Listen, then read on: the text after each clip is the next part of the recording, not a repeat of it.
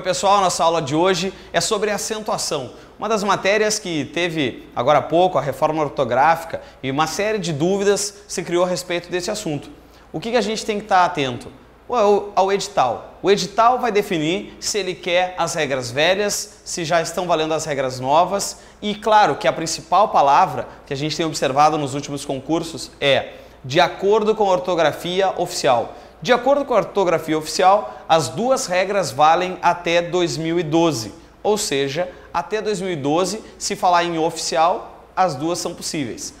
Poucas as questões da nova ortografia, poucas as questões das novas regras de acentuação a gente tem observado em provas de concurso. Já existem algumas, então a gente vai dar uma analisada nesse assunto, a fazer um paralelo das regras antigas com as regras novas. E claro, dá uma olhada também no que teve agora nas últimas provas de concurso a respeito deste assunto. Gostaria que vocês acompanhassem comigo, então, na primeira tela da nossa aula de acentuação. A primeira regra trabalha com a lógica tradicional, todas proparoxítonas são acentuadas. Proparoxítonas, aquelas que têm a terceira de trás para frente como a sílaba tônica. Então, quando eu tenho, por exemplo, a palavra lâmpada, êxodo, córrego, quilômetro, cálice, relâmpago. Todas elas têm a terceira sílaba de trás para frente. Se nós separássemos a palavra de lâmpada, nós teríamos lâmpada, êxodo, córrego, quilômetro, cálice e relâmpago. Todas tendo a terceira de trás para frente, proparoxítona, regra mais do que tradicional. Todo mundo sabe essa. Agora, falando em paroxítonas, que são aquelas que têm a segunda de trás para frente, não basta apenas identificar que é uma paroxítona. A gente tem que ver também a terminação dessas palavras. O primeiro grupo das paroxítonas que eu quero destacar são as paroxítonas terminadas em LNRX. Para a gente decorar de uma forma mais fácil, Liga Nacional de Raio-X.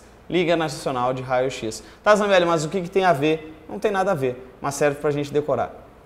Essas paroxítonas tem como exemplo, por exemplo, para a gente destacar, a ideia de fácil, acessível, próton, hífen, repórter, cadáver, tórax e córtex. Observa que todas têm a segunda sílaba de trás para frente e a nossa terminação específica. As duas primeiras com a letra L, de liga, as duas próximas com N, de nacional, repórter e cadáver, paroxítonas terminadas em R, e tórax e córtex terminadas em X, o que forma a nossa terminação Liga Nacional de Raio-X. É claro que aqui o grande detalhe, a baita diferença que a gente tem. Pólen para pólens, hífen para hífens. O que a gente consegue observar nesta regra? Nesta regra, a gente tem um confronto de informações. Por quê? Porque quando a gente pensa na palavra pólen, a gente classifica então como uma paroxítona, que tem a segunda sílaba de trás para frente, terminada em N. Só que, quando a gente passa para o plural, ela vira pólens. E aí, nós temos uma paroxítona terminada em ens. Tá, mas qual é o drama dessas paroxítonas terminadas em ens?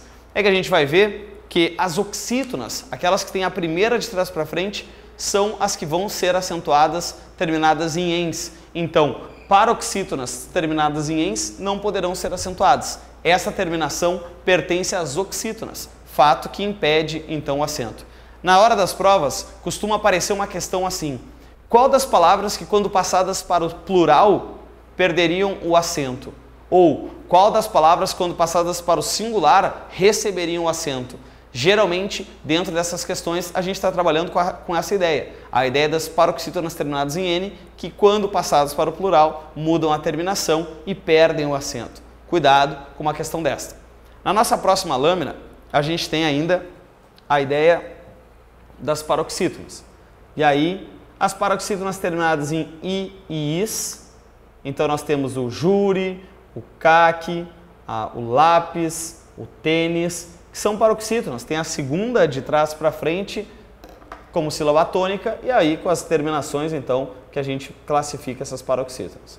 Além dessas, a gente tem as paroxítonas terminadas nas relações nasais ali de ã ou ãos e ainda o PS. Então, a imã, imãs, órfão, órfãos, sótãos, fórceps, tríceps e assim por diante.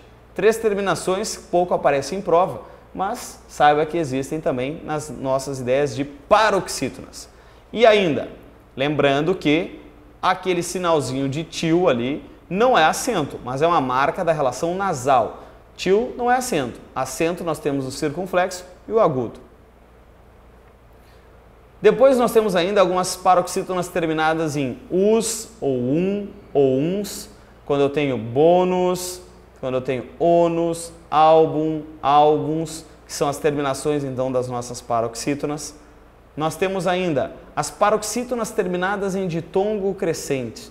Talvez a regra mais importante dessas paroxítonas. Quando eu tenho lá mágoa, régua, história, tênue, ódio, árduo e tábua.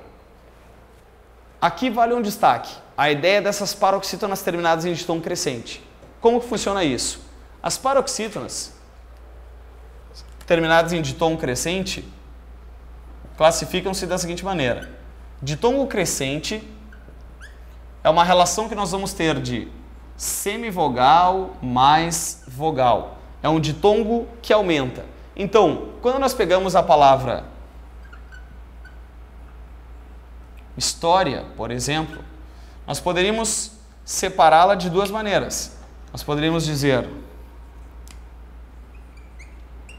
história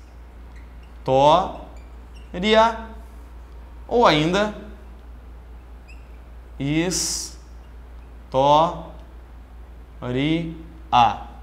O que eu estou te mostrando aqui? O que está fazendo de diferença? Se eu não separar, é porque isso é uma semivogal mais uma vogal, ou seja, o ditongo aumenta.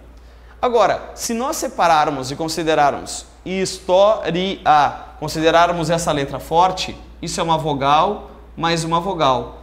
E aí muda a ideia. Por quê? Porque vogal mais vogal tem uma ideia chamada de hiato.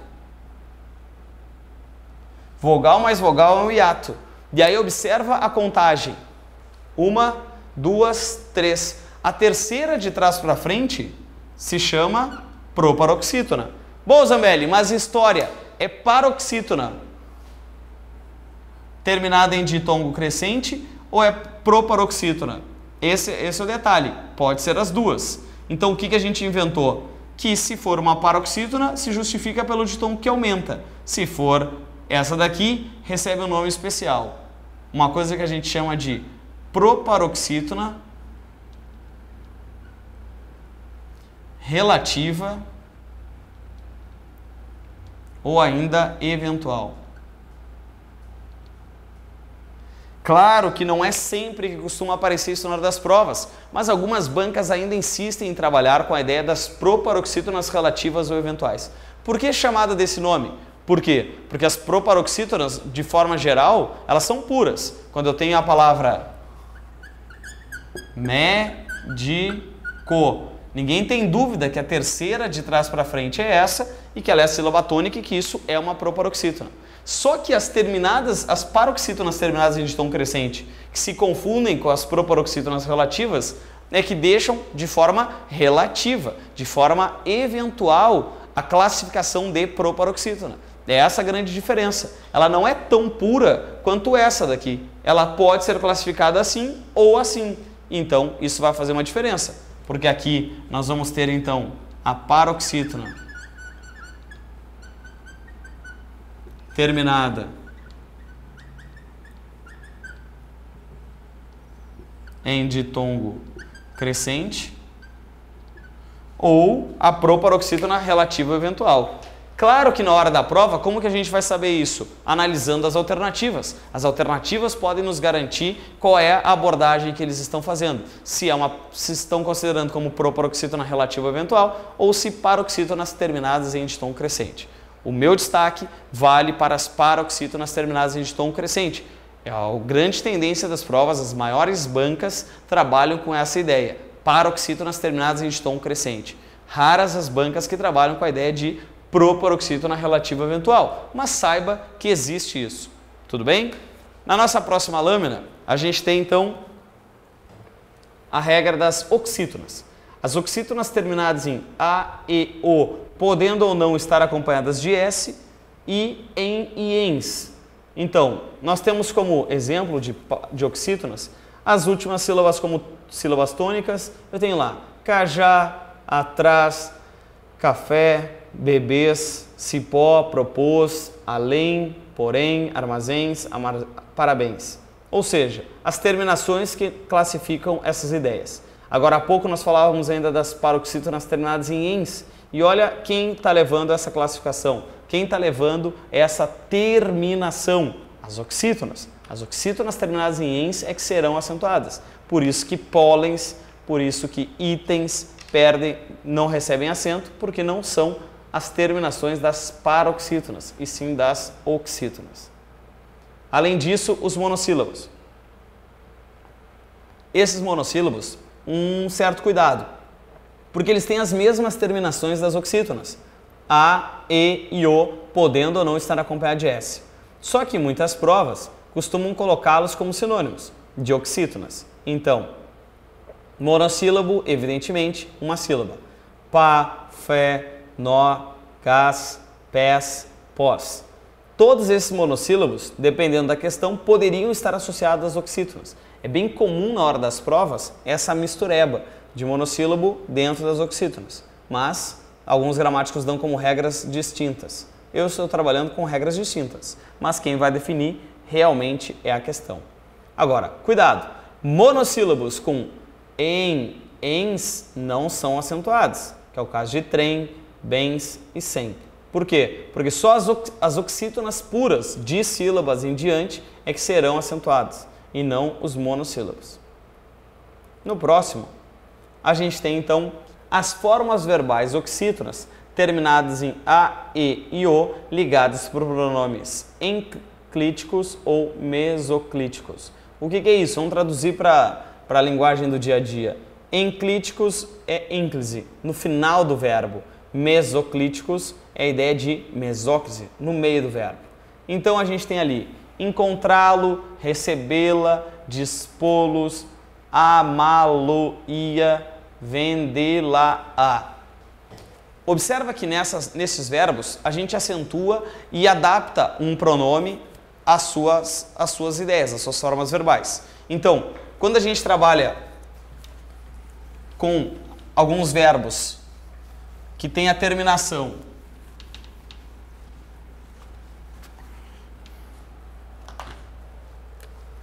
R, S e Z, nós vamos cortar estes verbos e adaptar. Então, quando eu utilizo, por exemplo, vender a casa. Ó, vender o quê? A casa é um objeto direto. Quero trocar a casa por um pronome. Então, eu vou dizer vender lá. Que esse lá também é um objeto direto. Mas observe o meu verbo, agora ele já não é mais vender uma oxítona terminada em R, agora ele é uma oxítona terminada em E. Então, vendê-la, fazê-lo. Então, essas oxítonas, também esses verbos adaptados, passam a ser oxítonas com as terminações desejadas e denominadas para serem acentuadas as oxítonas. Logo, esses verbos passam a ser acentuados também. Observe então na nossa tela, encontrá-lo, recebê-la, dispô-los, amá-lo-ia, vendê-la. Ainda, acentuam-se os ditongos tônicos e abertos. Aqui a gente já começa a ter a incidência então da nova reforma. Observa que esses ditongos abertos, oi, el e ei, serão acentuados independentes da sua posição na frase. Isso é a regra antiga. A regra nova já é outra ideia que a gente vai ver daqui a pouco. Então, como exemplo, pastéis, tonéis, herói, dói, céu, chapéu. Aqui vale um destaque. Quando a gente pensa nessa ideia dos ditongos abertos, essas regras não obedecem às regras específicas de oxítona, paroxítona e proparoxítona. Quando eu pensar nessas ideias, estas três ideias, proparoxítona, paroxítona e oxítona, são as regras básicas. Essas regras são, claro, sempre as primeiras que a gente analisa uma palavra. Agora, a regra dos ditongos apresenta uma condição um pouco diferenciada. Porque se eu pensar, por exemplo, da palavra céu, se eu pensar na palavra dói, ou ainda chapéu, que são acentuadas pelo fato de serem ditongo abertos, observa que céu é monossílabo com U. Monossílabos com U não levam acento. Quem leva o acento são monossílabos com A, E e O, nunca com U. Então, não pode ter o acento. Quando eu pensar na palavra dói, eu tenho monossílabo com I. Monossílabo com I não leva o acento. Mas chapéu, oxítona com U. Então, também não leva o acento. Só que essas regras não entram pelas regras básicas de proparoxítonas, oxítonas ou paroxítonas. Essas regras entram em regras específicas, regras feitas para alguns casos como esse dos ditongos abertos. Os ditongos abertos são os três: oi, el e ei. Não interessa, de acordo com a regra antiga, a sua posição. Sendo ditongo aberto, independente da posição da frase, ele passa a ser acentuado. Só que observa na tela o seguinte: de acordo com a nova reforma ortográfica, a gente tem leva acento a vogal tônica dos ditongos abertos ei e oi quando em vocábulos oxítonos. Como assim, Zambelli? Quando for oxítona terminada em oi e el e ei, eles acabam sendo acentuados. El, não, só nessas três ideias. Então, olha só: anéis, papéis, lençóis, herói e dói. Só que diz a regra: olha, se forem paroxítonas, não se acentua mais o ei e o oi. Então, ideia, colmeia, celuloide e boia não tem mais o acento. Que é o que aconteceu, por exemplo, em palavras como herói e heróico. Observa que, de acordo com a nova regra, herói, eu tenho uma oxítona com o ditongo aberto. Só que se eu pegar heróico, eu vou separar heróico e vou ter heróico. O ditongo aberto agora está bem na paroxítona. E ele estando na paroxítona, ele não leva mais o acento. Este acento fica apenas na posição de oxítona. Isso é o grande detalhe da reforma. Algumas palavras tradicionais que a gente já tem observado em jornal, por exemplo, quando a gente pega lá a palavra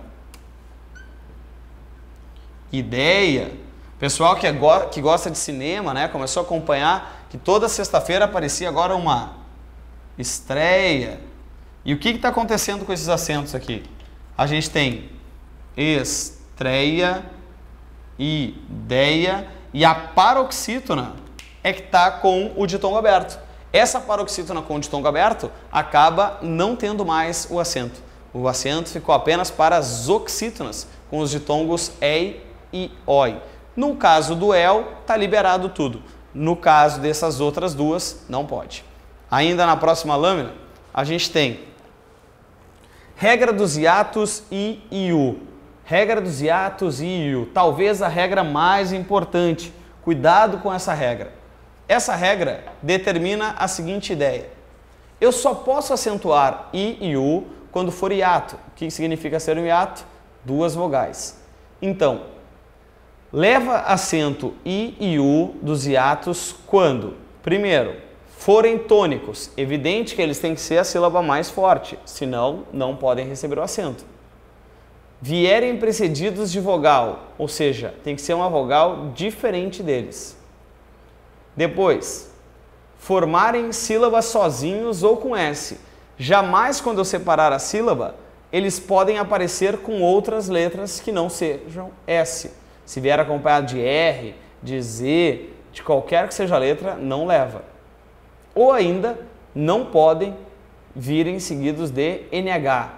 Então, quando eu pensar na palavra juízes, eu tenho ju-i-zes. O I é a sílaba mais forte, ela tem uma vogal antes, ela ficou sozinha, sozinha pode, e ela não vem seguido de NH. Então, juiz é acentuado.